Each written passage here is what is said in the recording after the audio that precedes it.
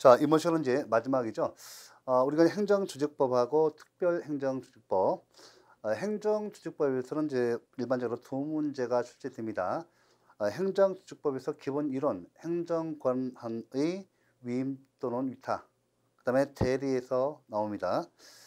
그 다음에 지방자치법에서 한 문제, 그 다음에 공무원법에서 한 문제, 각각의 이게 실정법 관련 법조문, 지방자치법하고 공무원법의 법조문을 물어볼 수도 있고 관련 판례를 물어볼 수도 있습니다. 그 다음에 행정조직법의 기본 이론에서 말씀드린 대로 권한이 위임위탁, 대리에서 한 문제 나올 수 있고요. 나올 수 있는 부분은 세 부분이지만 출제되는 문제 수는 두 문제입니다. 포기하면 안 돼요. 다 맞출 수 있는 문제고. 그 다음에 특별행정적인법에서 보통 그렇게 하면 약 4문제 정도 나옵니다. 평균적으로.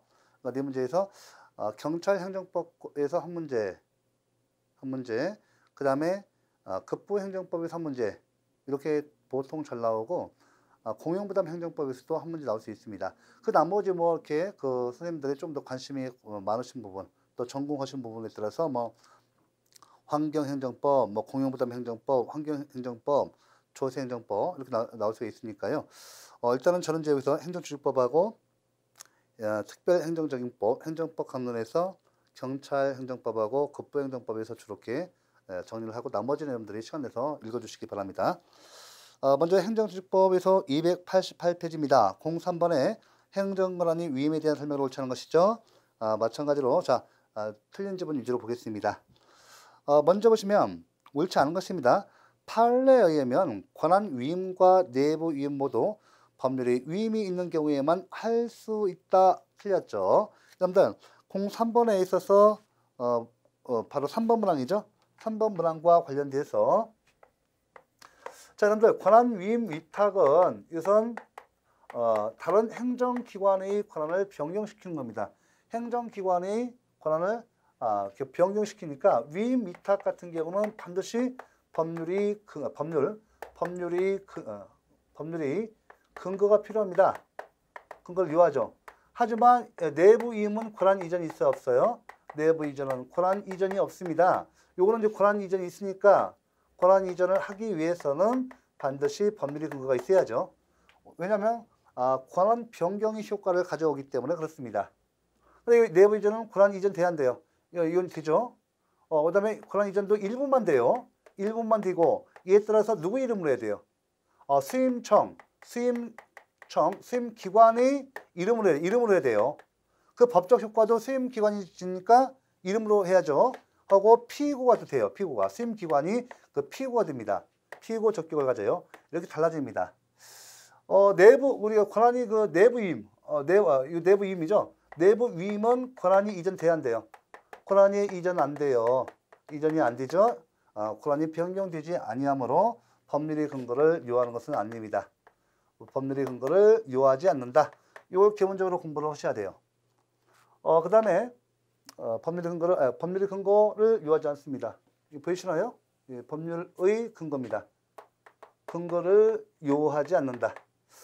이때 내부임은 권한이 이전되지 않죠. 따라서 이때 누구 이름으로 해야 돼요? 위임청 이름으로 해야 돼요. 이 위임청 이름으로 해야 합니다. 이름으로 해야죠. 그래서 피고가 원칙적으로 위임청이 돼요. 피고 적격이 있으니까 위임청이 피고가 됩니다. 그런데 만약에 이때요 수임청 내부 위임에서 수임청 이름 자기 이름으로 했다. 자기 이름으로 수임청 이름으로 이렇게 했다라고 한다면 누가 피고가 돼요? 이 사람이 그 책임을 져야 돼요. 예, 피고 적격이죠. 피고 적격이 있습니다. 이렇게 피고 적격이 있어요. 적격이 있습니다. 그래서 이제 피고가 되는 것이죠. 이런 경우가 아니고서는 피고 적격은 위임청이 같습니다. 요 내용에서 지금 03번에 3번이 틀린 것이고요. 자, 여기까지 보시고 이어서 289쪽에 07번 보시기 바랍니다. 자, 여기 07번에 1번 보세요. 권한의 내부임은 위임 전결과는 달리 법률적 근거가 필요하다. 사실 판례한다면 내부임과 위임 전결을 같이 보고 있어요. 판례는. 그래서 이때 둘 다 내부임과 위임 전결 판례는 같은 것으로 보고 있기 때문에 판례에 한다면 다툼이 있으면 판례에 의함. 자, 이때 보시면 법률의 근거를 요하지 않습니다. 이렇게 해서 쓰겠습니다.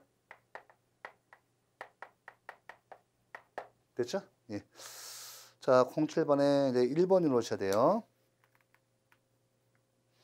중요한 사항 다 있습니다. 이렇게 좀 봐두셔야 돼요. 이어서 여러분들 290페이지를 보시기 바랍니다. 290페이지. 10번에 3번 문항 봐보세요. 자, 290페이지, 드디어 이제 우리가 지방자치법 289페이지 제2절, 289쪽 제2절 지방자치법을 보시는데, 290페이지에 10번 봐보세요. 지방자치법에 관한 설명을 옳지 않은 것은 다툼인 경우 판례에 의함 되어 있죠? 제 3항 봐보세요. 지금 그 지방자치법 제171조에서 규정한 지방자치단체의 자치사무에 대한 감사입니다. 이 감사의 경우는 위법성 여부의 한정, 위법성 여부. 이 자치단체의 자치사무, 지방자치단체의 자치사무에 대한 감사는 법조문에 낸다면 위법성 여부의 한정에서만 할 수 있고요. 그 이외에 그 대상과 범위를 일반적 포괄적으로 할 수 없습니다. 위법성 유무 여부에 대해서 한정해서 감사할 수 있어요. 감사사항 특히 법조문 지방자치법 제171조 이 법조문을 정확히 놓으시기 바랍니다. 이때 자치사무, 지방자치단체의 자치사무에 대한 감사는 위법성 여부만 가능해요. 다른 건 인정 안 됩니다. 예. 위법이냐 적법이냐 이것만 인정하는 것이지 뭐 일반적 포괄적으로 인정되는 것은 아닙니다. 그래서 10번에 그래서 10번 10번을 갖다가 정확히 해 놓으셔야 돼요. 10번의 정답이 3번입니다. 그 다음에 13번 이어서 보도록 하죠. 291페이지입니다. 291조 13번 주민소송인데요. 여기서 이거 2013년 국가적 출금제입니다. 주민소송이 포함되는 건지 여부. 자, 사망 보세요. 사망이 답인데 주민소송의 대상에는 원칙적으로 지방자치단체의 공고미 지출 원인 행위 및 그러한 지출 원인 행위를 서반하게 되는 당의 지방자치단체의 장 및 직원, 지방의 의원의 선행행위가 포함된다. 선행행위가 포함된다. 이것도 법조문이에요. 포함되지 않아요. 그래서 답이 3번이에요. 이건 좀 이렇게 그래서 한번 기출된 것은 또 계속 반복해서 나오니까 지문 다 익혀두시기 바랍니다. 그 지방자치법은 평소에 시간을 내셔서 이제 그 자격증이라든지 7급 이상은 반드시 해놓으셔야 돼요. 예. 그러니까 두 문제는 우리가 이런 건 이제 지방자치법 법조문을 정리하셔서 평소에 시간을 내셔서 좀 계속 읽어주셔야 돼요. 그 다음에 중요한 법조문에서 뭐 위법사항이냐, 뭐 부당사항이냐, 위법 또는 부당한 사항에 대해서 이렇게 할 수 있는가, 아니면 위법사항에 대해서만 이렇게 할 수 있는가. 이런 것이 이제 법조문 내용에 대해서 그 디테일을 한 정리가 필요합니다. 13번에서 3번 틀려요. 자, 이어서 15번 봐볼까요? 조례에 대한 설명을 옳지 않은 것은 2번만 보세요. 지방자치단체의 장은 조례안에 대해서 이의가 있으면 이유를 붙여 일부 환부나 수정 환부를 할 수 있다 없다. 자, 15번에 틀렸죠? 이 15번에 그렇죠. 이때 일부 환부 안 돼요. 일부 환부 돼야 안 돼요. 수정 환부 돼야 안 돼요. 안 됩니다. 일부 환부라든지 수정 환부 안 돼요. 그래서 이것도 법조문 문제예요. 법조문만 정리하시면 다 틀릴 수 없는 문제죠. 틀려서는 안 되는 문제입니다. 그 지방자치법하고 공무원법은 기본적인 그 법조문하고 판례는 정리를 해놓고 계셔야 합니다. 자, 이어서 이제 그 15번 보셨죠? 그 다음에 19번 봐보세요. 자, 지방자치법상 주민의 권리에 대한 설명을 옳지 않은 것은 좀 19번 저 292페이지입니다. 292페이지인데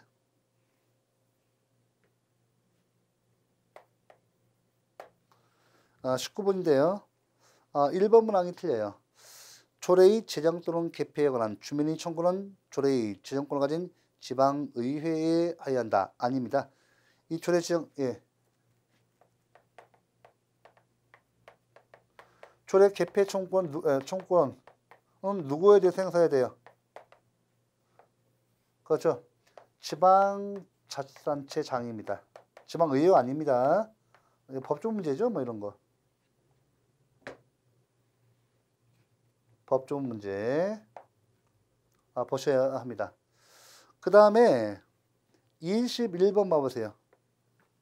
21번인데 21번 보시면 지방자치단체의 종류와 법적 지위에 대한 설명으로 옳은 것만을 못 옳은 것은. 자, 기억본 봐볼까요? 이것도 중요하죠. 지방자치법에서 명시하고 있는 지방자치단체의 종류로는 특별시, 광역시, 특별자치시, 세종자치시를 말합니다. 도, 특별자치도, 제주 특별자치도 및 시군구이다. 니은밤, 지방자치단체 소속 공무원이 고유의 자치사무를 수행하다가 법규를 위반한 경우 지방자치단체는 양벌 규정이 적용 대상이 된다. 맞죠? 이거 어디서 배우셨어요? 행정의 실효성 확보 수단 행정질서벌에서 이 문제도 나왔죠. 잘 나옵니다. 당연하죠. 그래서 지방자치단체는 국가에 대해서 그죠? 공공단체입니다. 그래서 과태료를 적용하는 양벌, 그죠? 양벌 규정 행정법 교육 가능합니다. 예. 자, 그래서 니은번 잘 좀 맞는 지문이고 리을번 보세요. 지방자치단체는 독립된 법주체이므로 소송이 당사자가 될 수 있다. 맞죠? 여러분들 그 혼자 오시면 안 됩니다. 현재 그 대한민국이죠. 국가죠. 독립된 법인격을 갖고 있고 각 국가 내에 있는 각 도에 있죠. 각 도, 각 시, 각 도는 예, 독립한 법인격을 갖고 있어요. 광역시 있지 않습니까? 광역시도 독립한 법인격을 갖고 있습니다. 국가와는 국가의 소속기가 아니라 국가는 독립한 별개의 독립한 법인격으로 존재한다. 이거 상식적으로 아셔야 돼요. 그래서 1번도 맞고요. 21번에 디귿번 문항 그거 봐보세요. 지방자치단체도 기본권 주체성이 인정되어 헌법소원 심판 청구권이 인정된다. 아니에요. 여러분들 국가나 지방자치단체는 헌법상에 있어서 자 기본권의 주체는 누굽니까? 우리 국민이에요. 기본권의 주체는 우리 국민이고요. 이 기본권을 이 주체인 국민에 대해서 그 보장 의무를 지는 것이 국가 또는 공공단체입니다. 국가와 공공단체는 국가에 있어서 헌법상의 기본권의 주체인 우리 국민에 대해서 그 기본권을 보장할 의무를 지는 자지 기본권 주체가 아닙니다. 즉 기본권이라는 권리 주체가 되는 것은 아니에요. 예외적으로 일정한 부분에서는 지는 경우가 있어요. 권리를 가지는 경우는 있지만 원칙적으로 이게 기본권 주체가 아니라 기본권 보장 의무의 주체입니다. 기본권 보장 의무자이지 기본권 주체가 되는 것은 아닙니다. 그래서 21번의 답이 그 기억, 니은, 리을이 맞아요. 그래서 21번의 답이 2번. 2번입니다. 자, 그 다음에요. 이렇게 내용 보셔야 하고.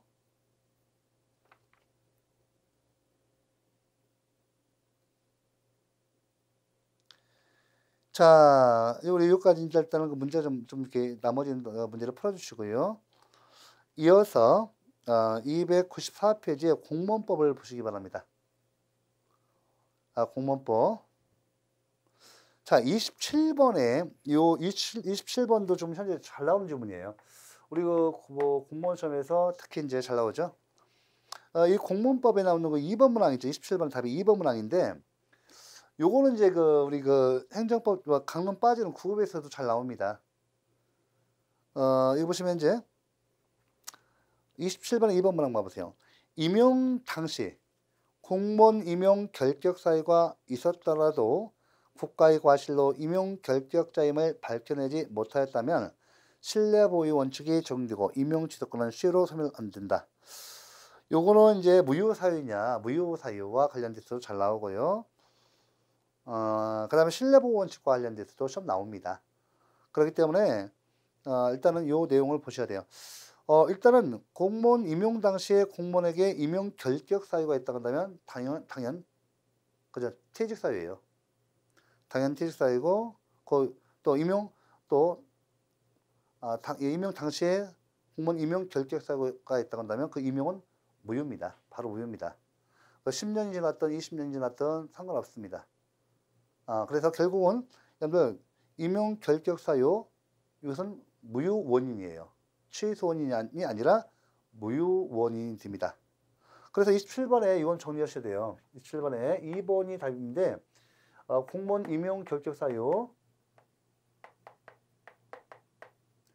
임용 이 결격 사유는 뭐다? 무효 사유입니다. 무효 사유고요. 설령 공무원 임용 당시에 착오가 있었다. 이에 대해서 임용이 있는데 무효 사유가 있음에도 불구하고 이걸 간과하고 즉 착오죠. 착오에 의해서 임용 되었다 하더라도 임용이 있다 하더라도 이건 뭐다? 무효입니다. 이 임용 자체가 무효가 돼요. 그래서 이때 보시면 이때 봉급 이런 거 봉급은 어떨까요? 봉급 사업 내놓아야 합니까? 아니에요. 공무원은 봉급 같은 경우는 이제 사실상 이 사람은 법적인 공무원은 아니지만 사실상 공무원 노릇을 했죠. 법적으로는 공무원이 아닙니다. 이 사람은 처음부터.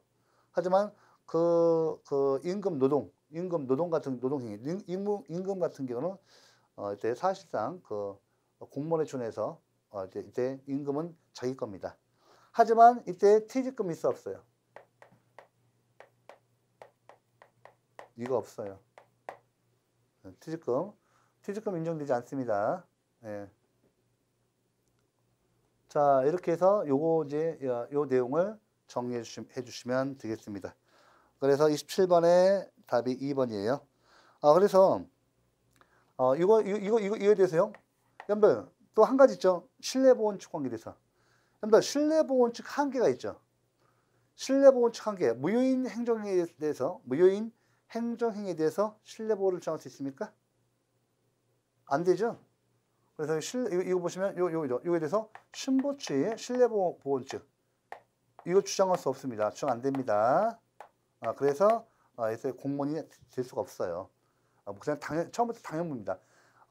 공무원 임용 결격 사유는 처음부터 당연 무효 사유예요. 당연 무효 사유입니다. 이렇게 돼요. 조심하셔야죠. 공무원 임용 드실 때 숨기고 가끔씩 경찰관도 그렇고 군인도 그렇고 20, 30년 전에 지금은 거의 힘들어요.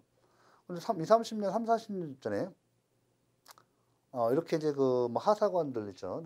또 아니면 기타 군인 신분 가지신 분들이 이렇게 그 당시에는 이렇게 자기가 이렇게 좀 위조해가지고 한 거죠. 공무서 위조예요, 이거. 그래서 엄격합니다. 그래서 이건 조심하셔야 돼요. 나중에 뭐 진짜 퇴직금 하도 받아요. 봉급 가져가고 그 다음에 연금도 문제가 되죠, 사실. 자, 됐고요. 그 다음에 295쪽 보시기 바랍니다. 1번 보시기 바랍니다. 공무원법으로 넘어갈게요. 자, 여기서 이제 27번까지 하셨죠? 27번 하셨고 이제 31번 보셔야 돼요. 31번. 자, 공무원에 대한 징계처분 등 불이익처분에 대한 설명으로 옳지 않은 것은 다툼 있는 경우 판례해야 한다. 일단 2, 3, 4는 다 우리가 많이 했던 건데, 요거는 좀 같이 내용 봐볼게요. 31번은 아주 잘 나온 겁니다. 뭐, 보통 처음에서 잘 나오니까요. 자, 1번 볼게요. 답은 31번에 1번이에요. 1번부터 검토하겠습니다. 징계 의결 등을 요구한 기관의 장은 징계위원회의 의결이 가볍다고 인정하면 징계 의결을 통보받은 날부터 자 30일이 아니라 15일 이내입니다. 15일 이내에 재심사를 청구할 수 있다. 공무원 징계 등은 그 15일로 되어 있습니다. 보셔야 돼요. 31번에 1번 틀렸고. 자, 2, 3, 4, 5번 검토해 보겠습니다. 중요한 조문이어서요. 중요한 지문입니다. 제 2항이죠. 소청심사위원회의 결정에 불복하여 행정소송을 제기하는 경우 행정소송은 원징계처분과 소청 결정 중 원징계처분을 다투는 것이 원칙이다. 맞아요. 일단 여러분들 중요합니다. 여러분들 우리 행정소송법에서 행정소송법은 행정심판에 대해서 자 행정소송법은 행정심판을 갖다가 임의적 전심 조치를 하고 있습니다. 맞죠? 원칙적으로 제18조 1항에서 행정심판은 행정소송에 대해서 임의적 전심 절차입니다. 근데 예외적으로요, 그죠? 각 개별법에서 행정심판을 거치도록 하는 경우는 반드시 행정심판을 거쳐야 돼요. 요 문제가 아까 우리 국세와 관련해서 국세기본법 있죠? 국세기본법상 심사청구와 심판청구 반드시 거쳐야 돼요.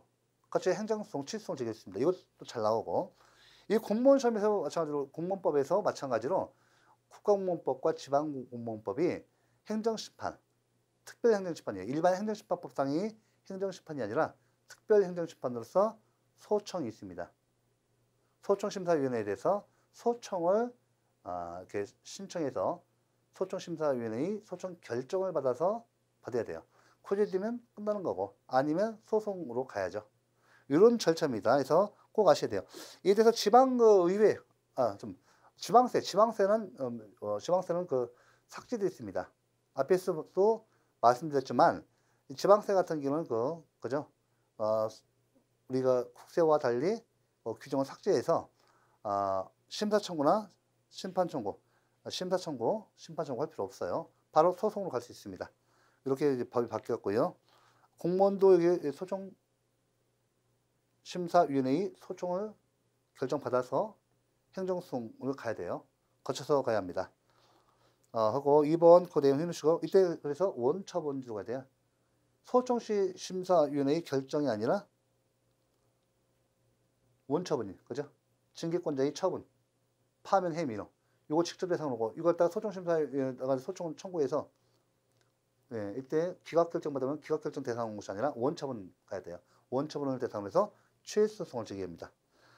세 번째, 공무원이 그에 불리한 처분을 다투는 경우에는 소청 전치주의가 적용되어 소청심사위원회의 심사 결정을 거치지 아니하면 행정소송을 제기할 수 없다. 맞고요.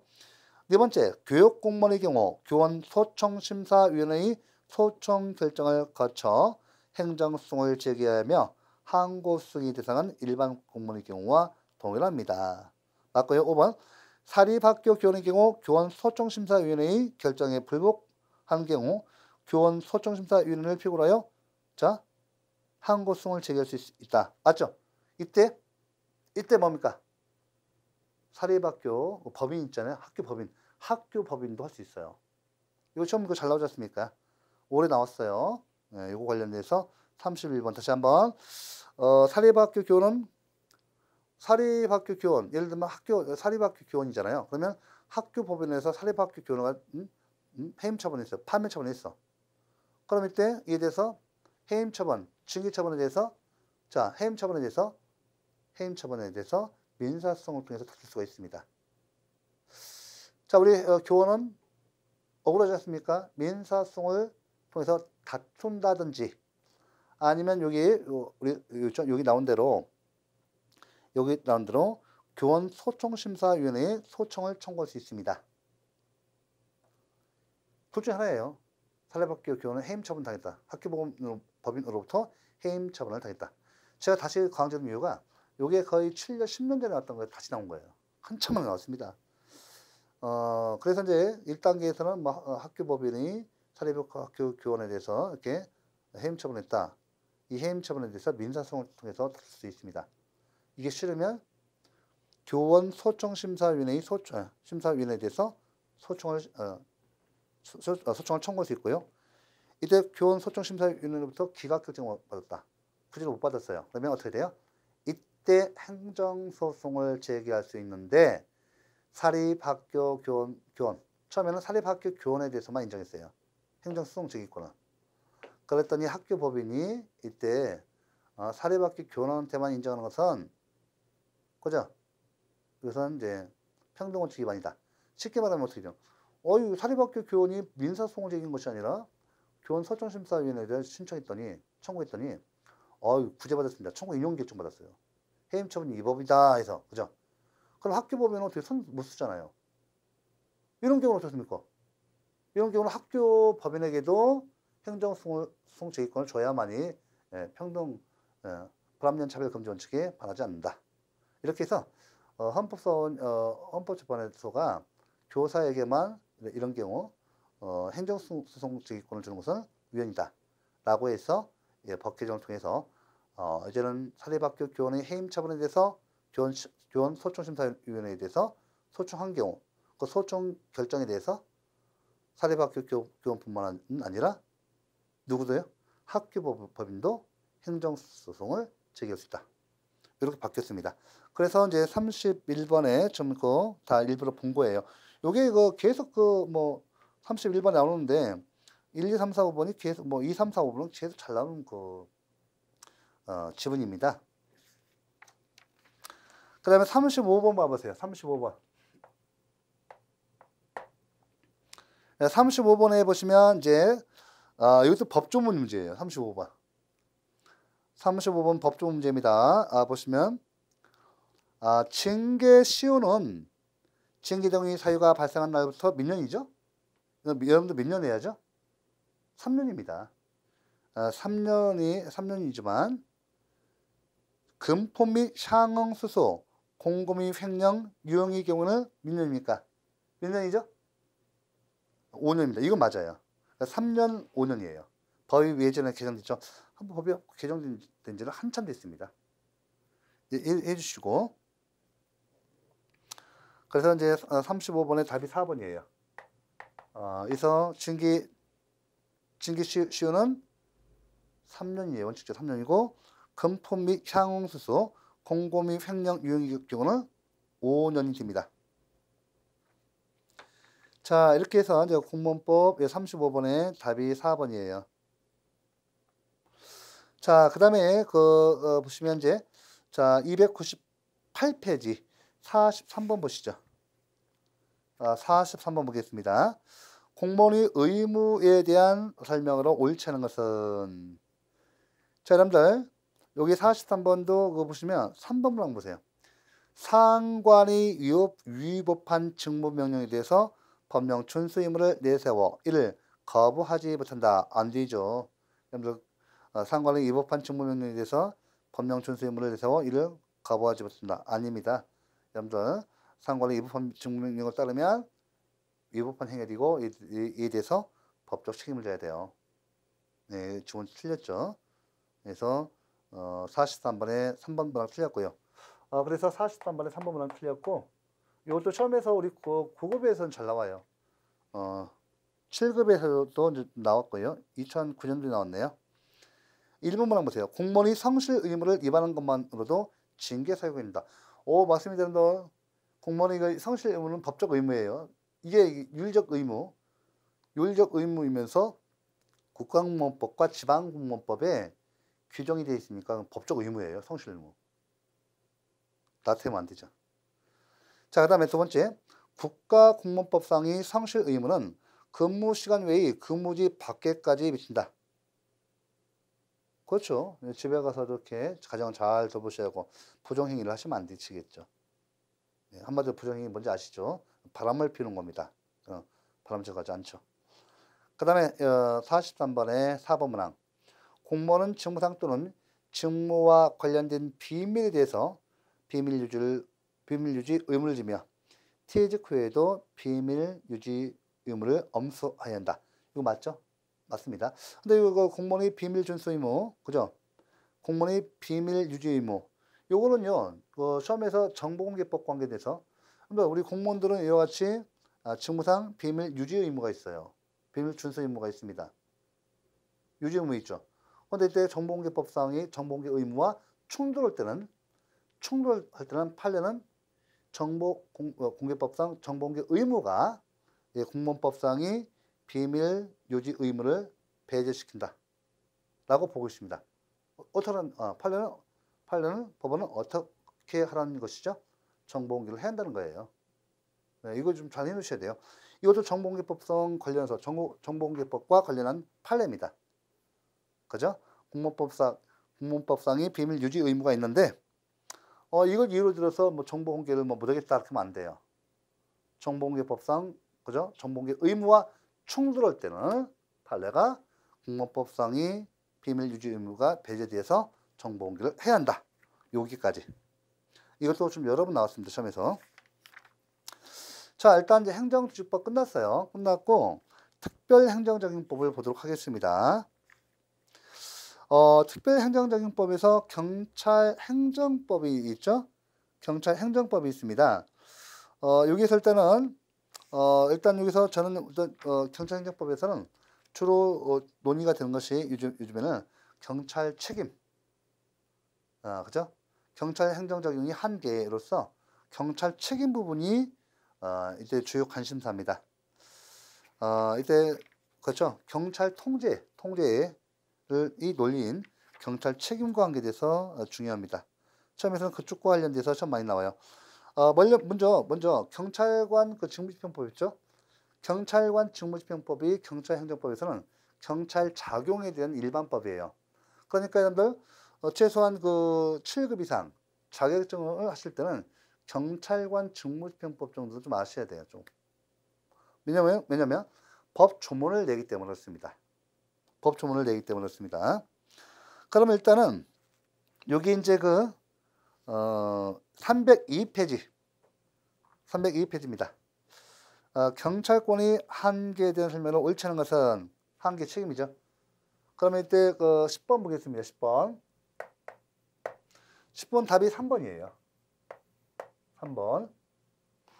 보시면 경찰 소고기 원칙이란 경찰권이 국가의 안전보장, 질서유지, 공공복리를 위해서만 발동될 수 있다는 원칙을 말한다. 자, 경찰 소고기 원칙이 뭡니까? 경찰 소고기 원칙은 국가사회의 즉 사회 공공의 안녕과 질서 유지를 목적으로 해서만 이 경찰권을 발동 행사해야 한다는 원칙입니다. 여기서 보면 3번은 왜 틀려요? 여기 3번에서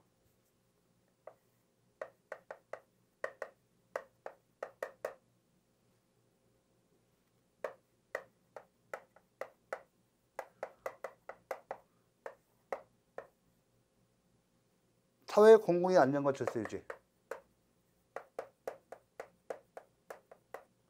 안녕과 질서 유지를 목적으로 해죠. 유지 목적. 이 목적이 소극적인 목적이 돼요. 그러니까 이 목적이 적극적인 목적이면 안 돼요. 그래서 여기에 목적이 뭐가 들어요? 여기 세 개에서. 헌법 제37조 제2항이 나와 있잖아요. 이거. 국가의 안전보장. 안전보장 들어가죠. 이거 안전보장 들어가죠. 또 뭐야? 질서유지 들어가죠. 이거 보면 그 다음에 보면 공공복리 이거 안 들어가죠. 공공복리 안 들어가요. 이거 나오죠.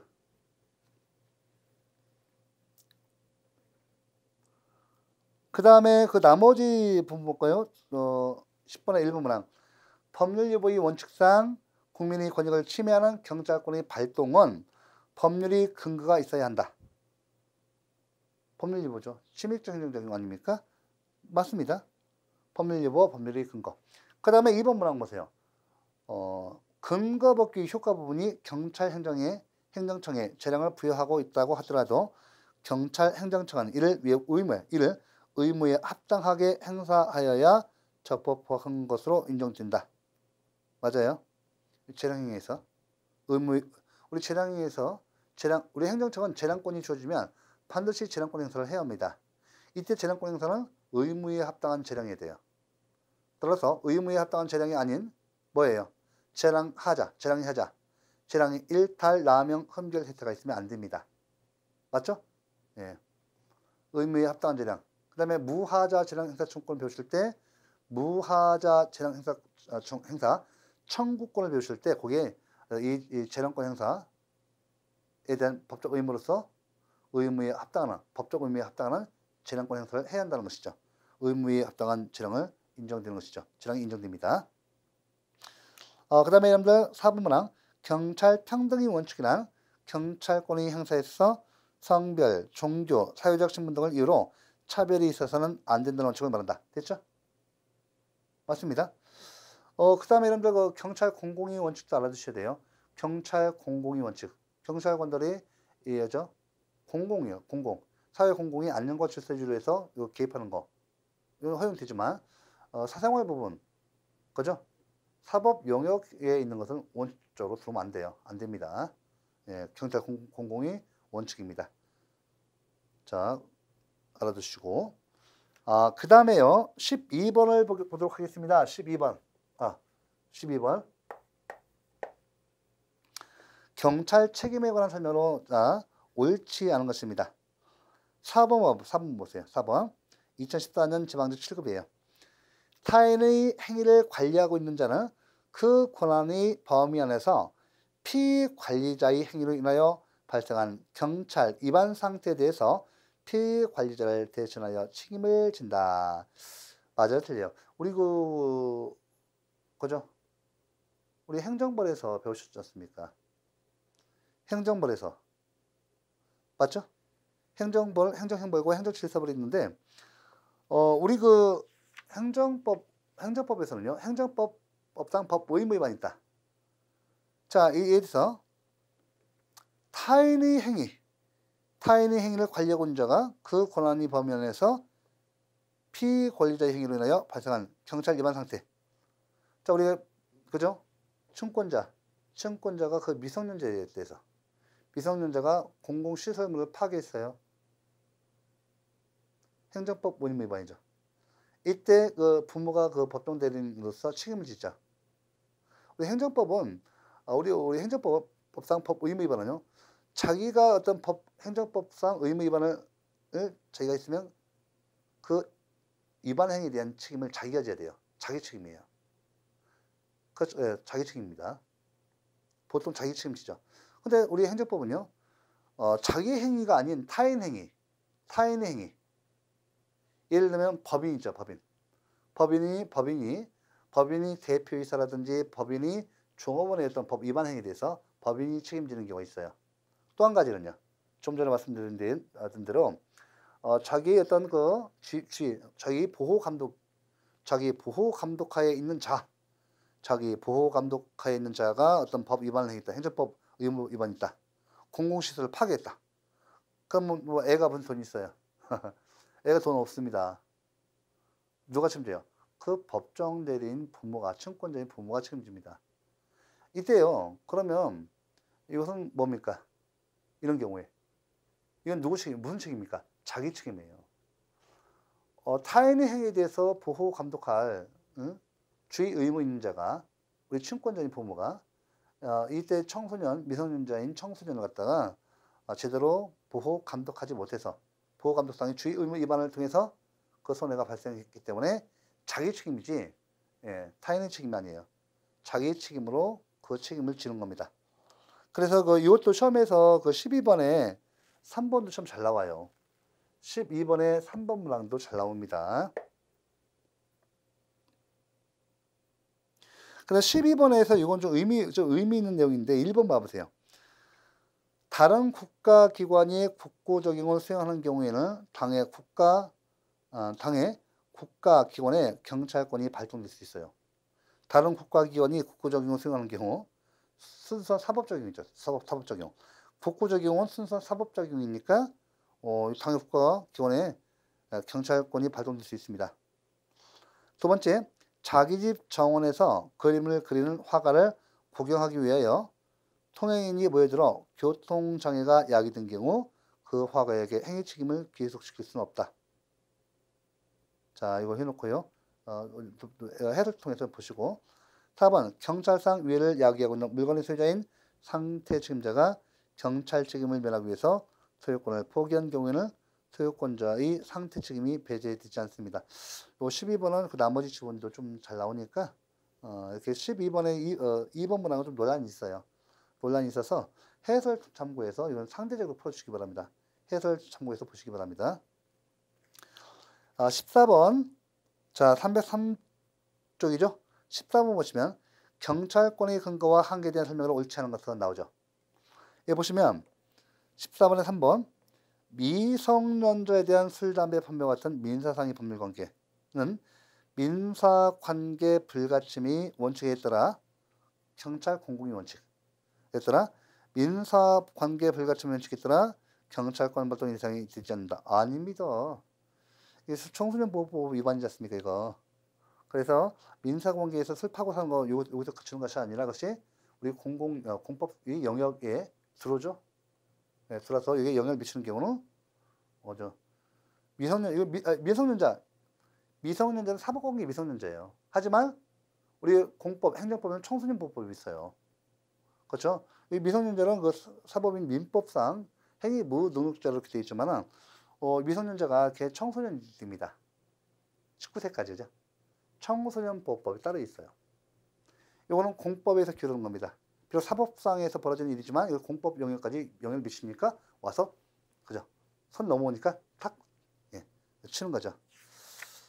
자, 그래서 14번에 경찰권의 발동이 대상이 됩니다. 그래서 14번의 답이 3번입니다. 자, 그 다음에 넘기셔서 18번을 보도록 하겠습니다. 18번.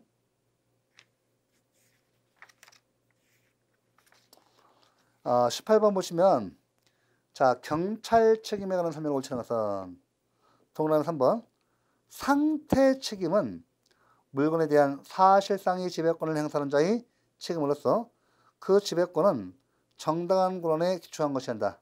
아닙니다. 상태 책임은요. 그 물건에 대해서 사실상 지배력이 미치면 돼요. 그런데요. 꼭 그 지배권이 정당한 권한에 기초할 것은 아닙니다. 그래서 18번에 3번 이것도 간단히 풀수 문제였고 18번에 그래서 3번입니다. 자, 이어서 이제 자 일단은 여기까지가 경찰행정법이에요. 그래서 여러분들 나중에 지금 이렇게 거의 행정법 총론 위주로 다 행정법 강의 다 끝납니다. 그래서 강론은 이런 걸 별도로 우리 또 출판사에서 이렇게 책을 갖다 더 구입하셔서 강론은 따로 보셔야 돼요. 법조문 강론만 따로 보셔가지고 그 시험 기출주만 하시면 돼요. 하시고 이게 내용도 많지 그죠? 뭐 총론에 비해서 내용이 많지 않습니다. 그래서 이제 이걸 다 이렇게 참고하셔서 보시고 나중에 좀 이렇게 그 강론을 추가적으로 이렇게 좀 더 공부를 하시기 바랍니다. 지금 단계에서는 강론에서 크게 뭐 강론이 엄청 많아요 내용이. 근데 꼭 다 나오는 것은 아니고 특별행정자금법에서는 뭐 4문제 정도 나오니까 2문제 더 맞추셔야 돼요. 경찰행정법과 국부행정법 요거까지 하시면 2문제 맞춰요. 나머지 2문제는 저도 모르겠습니다. 뭐 조세행정법, 환경행정법 그 일반적으로 나오는 건 다 맞출 수 있는데 일반적으로 맞출 수 있는 문제도 냅니다. 근데 예외적으로 막 각 지역적으로 뭐 한 번도 못 본 법조문 나올 때는 뭐 맞출 수가 없어요. 그럼 빨리 틀려줘야 돼요. 빨리 틀려주고 다른 거 내가 아는 걸 문제를 푸셔야겠죠. 틀려도 상관없습니다. 빨리 시간 단축해서 그저 아껴서 다른 그 아는 문제를 쉽고 아는 문제를 풀어서 합격하셔야죠. 자, 제2절 급변정법 19번 보겠습니다. 자, 19번 보시는데 급변정법이죠. 오늘날 급부 국가죠. 중요합니다. 19번에 공무원의 사용 관계에 관한 설명을 옳지 않은 것이 나오죠. 2번 문항 봐보세요. 공공용물에 대한 일반 사용이 방해는 사법상 손해배상 청구나 방해배상 배제 청구 대상이 될 수 있고 적법한 개발 행위로 인해 일반 사용이 제한되는 경우는 원칙적으로 손실보상이 대상이 될 수 있다. 아닙니다. 적법한 개발 행위로 인해서 일반 사용이 제한되는 경우는 손실보상이 대상이 되지 않습니다. 그렇죠? 그래서 일단은 보시면 요 내용 일반 사용 그죠? 일반 사용에 대해서 적법한 개발 행위로 인해서 일반 사용이 공공용물에 대해서 제한이 따른 경우 원칙적으로 손실보상이 대상이 되지 않습니다. 그래서 19번에 그래서 답이 2번이에요. 19번 2번. 나머지 내용 좀 보시기 바랍니다. 보시고 20번 봐볼까요? 305쪽에 20번에 문제를 보도록 하겠습니다. 다음은 국유재산법에 대한 판례의 내용이다. 기억본부터 리을에 들어갈 용어가 바르게 짝지어진 것은 2012년도 지방직 7급 문제예요. 답이 1번이에요. 1번. 이 판례 내용이죠. 판례 내용. 같이 볼게요.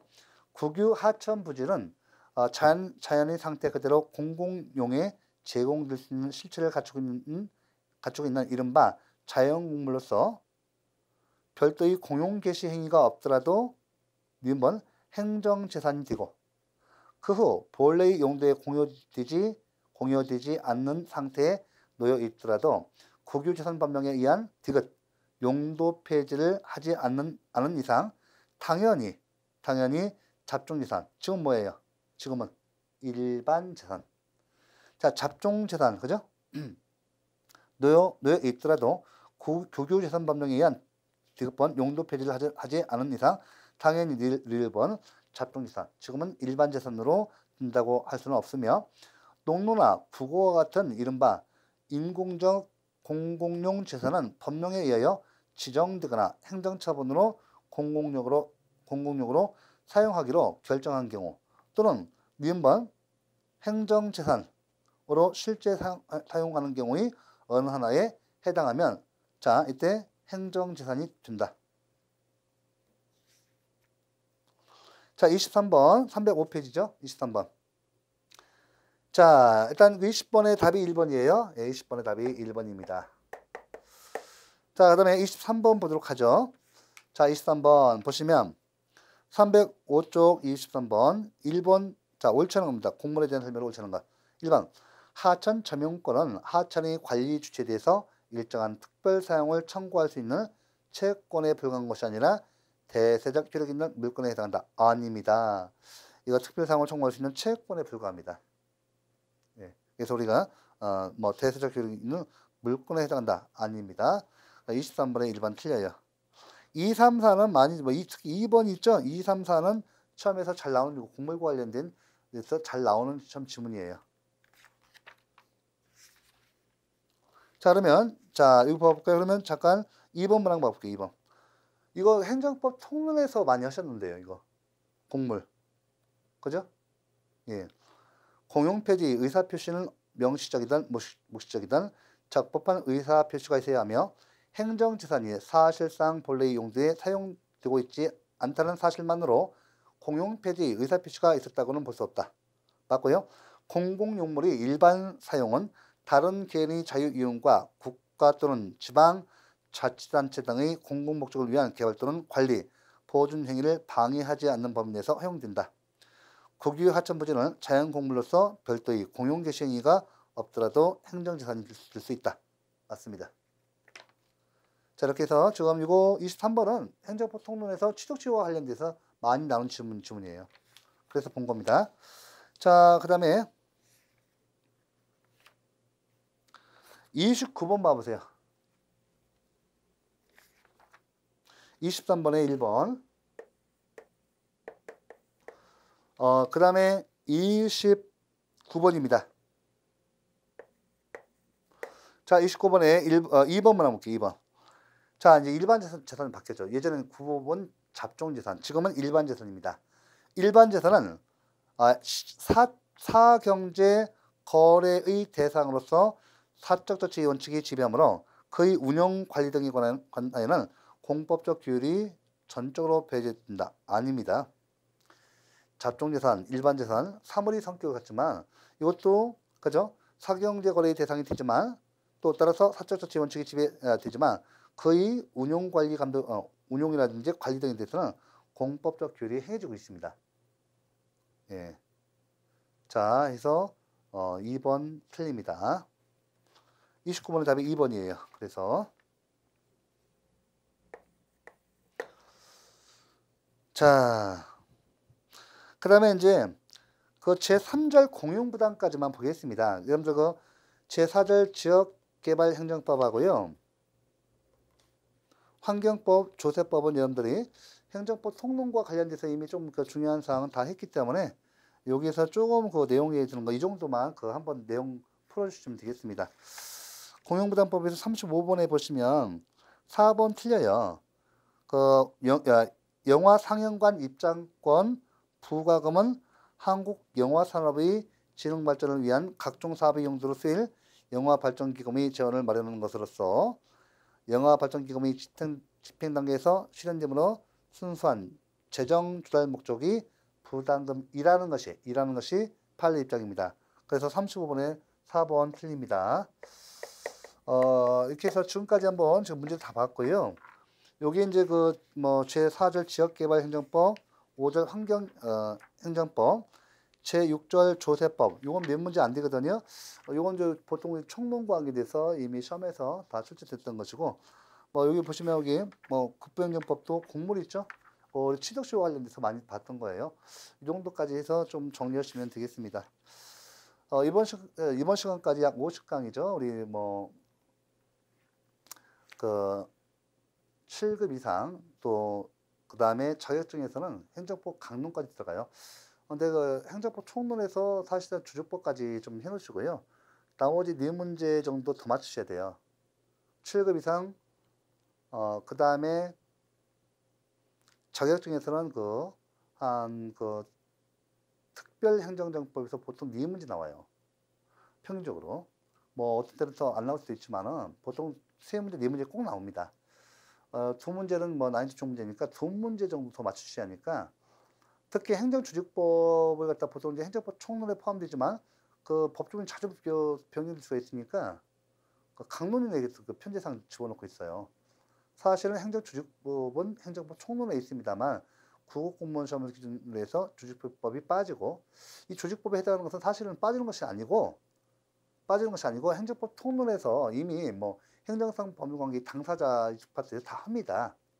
하기 때문에 그 내용이 포함되어서 하기 때문에 일부러 여기까지 강의를 않고 조직법을 강론으로 넘기는 거죠.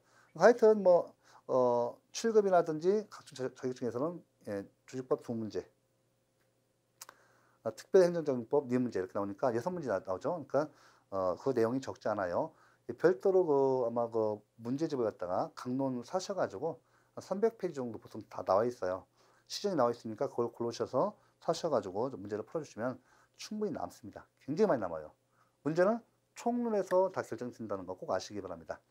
자, 그동안 한 50강을 하시면서 정말 수고 많으셨습니다. 여기 좀 강의를 처음 문전공 강의를 기본 이론과 또 문제풀이를 통해서 이렇게 뵙고요. 여러분들한테 꼭 합격이라는 선물이 주어지시기를, 합격을 갖다가 주어주시고 또 쟁취하시기를 축원드리면서 이렇게 강의를 마치도록 하겠습니다. 그동안 수고 많으셨습니다.